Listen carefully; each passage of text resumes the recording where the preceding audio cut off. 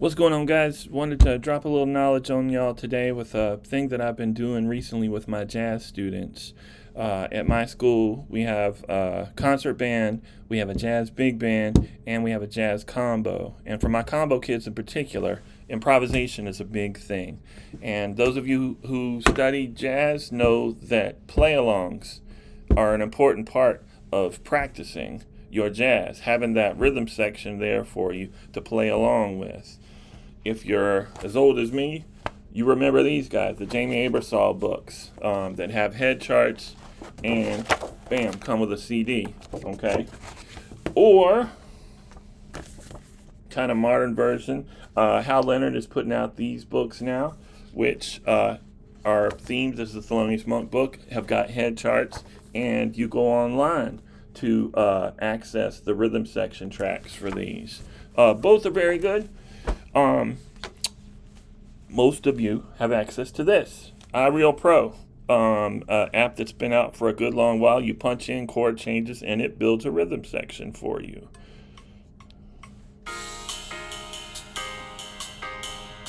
And for practicing purposes, perfectly cool, okay? And it comes on desktop version as well. But what I have started doing is actually building my own things. So I want to show you a little bit of what I've been working with my kids. As you can see on my screen here, I've got a page in my MusicFirst classroom.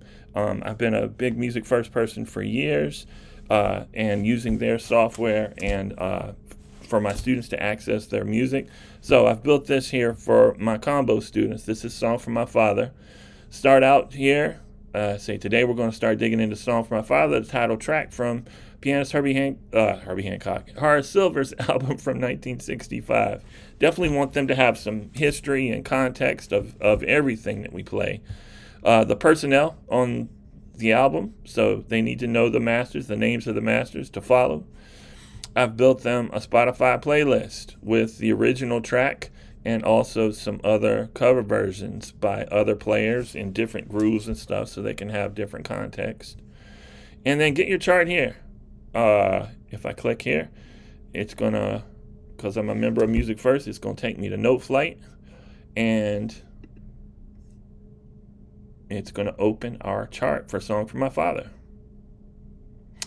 I have built this in concert pitch. So here is the head for Song for My Father, and then down here is the solo section. And I've gone ahead and built in suggested scales and arpeggios for each chord of the chord change. Minor 7 chords, Dorian scales, dominant 7 chords, mixed Lydian scales. So we're digging into our modes, but also obviously the arpeggios if you want to get a little more vertical with your improvisation. So that's all there. So my students, when it gets to soloing time, have got the tools in their tool belt to formulate a good improvisation and work on that. And I put in the instructions explaining to them that this chart is in concert pitch. So B flat, E flat, bass clef people, you need to use the tools in Noteflight to adjust your chart accordingly so they're reading the right thing. And then the play along. I built a play along and I imported it into Soundtrap. I'm going to play it for you first.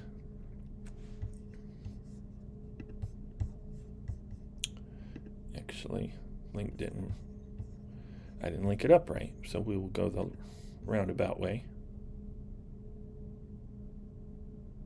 There we are.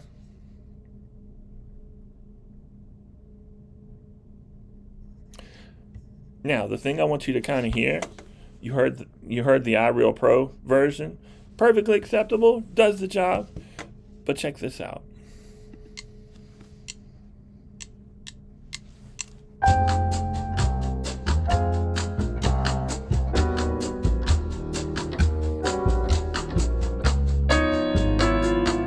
Couple things I want you to hear. The audio quality, the fidelity of it, exponentially higher. This sounds like real players, okay? And when they start to get into it, when they get past the first chorus or two, you're going to hear a little more interactivity. You're going to hear the drummer feeding you some things. The comping and the piano gets a little more complex. They're throwing things in so that you as a soloist have got some rhythmic things to bounce off of.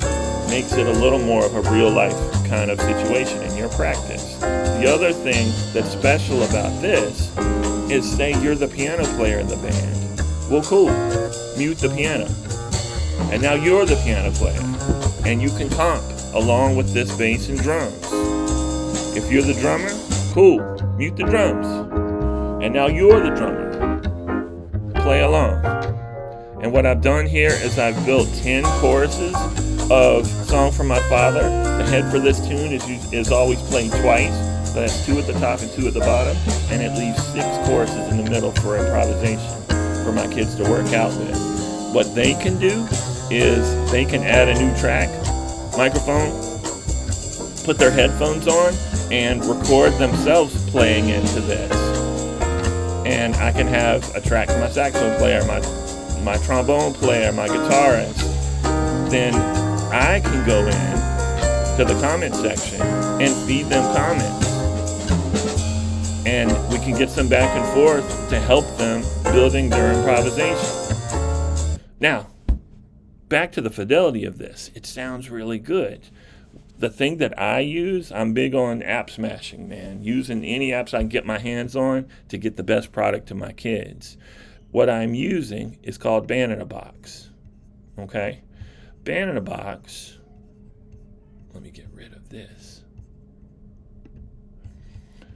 Band in a Box is basically a sophisticated version of iReal Pro. You feed in the chord changes, you tell it the style that you want, but the thing that makes this recording even better is you see real drums right here.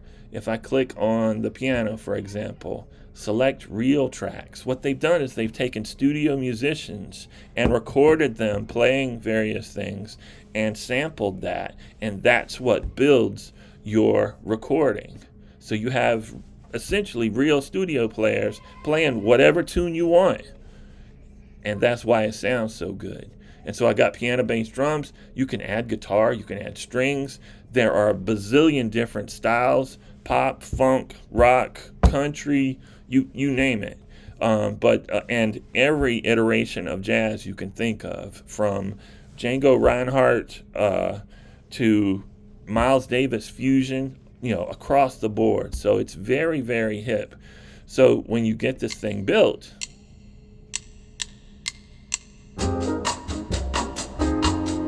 and it sounds the way you want it,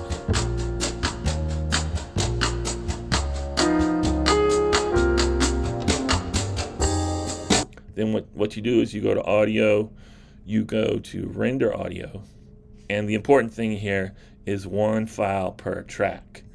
And I will click render, and I will click save. And what it's going to do